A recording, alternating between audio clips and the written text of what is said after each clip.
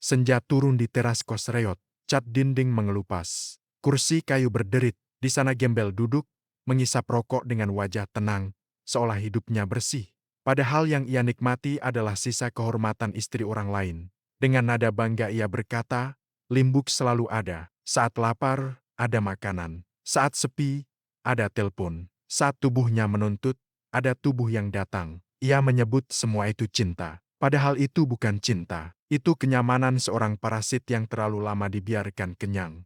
Bagi Gembel, Limbuk bukan perempuan baik. Bukan jiwa yang layak dijaga. Ia lebih seperti pelacur pribadi, dipakai bicara, dipakai mengeluh, dipakai tidur, dipakai melampiaskan, lalu ditinggal setelah kebutuhan selesai. Dan yang lebih hina, semua itu dibungkus dengan seolah-olah sayang.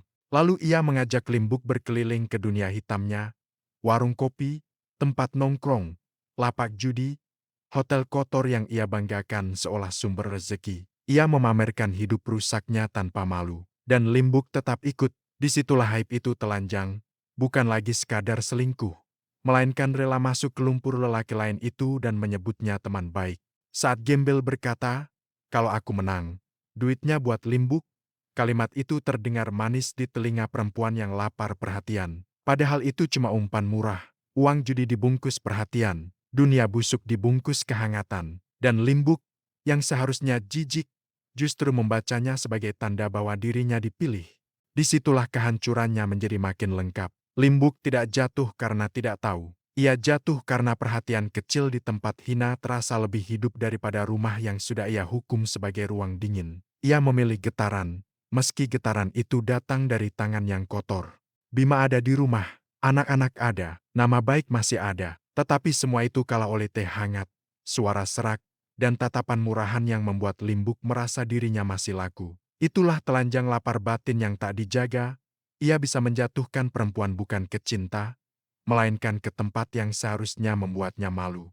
Gembel tidak mengikat dengan kekerasan. Ia mengikat dengan kelembutan licik. Kita sama-sama dewasa. Kita sama-sama butuh. Kalimat seperti itu adalah racun yang halus. Ia membuat dosa terasa wajar, membuat jerat terasa pelukan, dan membuat Limbuk menyerahkan diri sambil merasa dimengerti. Sejak itu, setiap pelukan berubah menjadi candu. Setiap kata manis berubah jaring. Limbuk merasa dipeluk, padahal sedang dipakai. Gembel merasa menang, padahal ia hanya pemulung yang hidup dari celah perempuan yang rapuh. Mereka tidak sedang membangun cinta. Mereka sedang saling menurunkan derajat dengan cara yang terasa hangat sesaat. Dan saat pantulan itu muncul di kaca, yang terlihat bukan dua kekasih.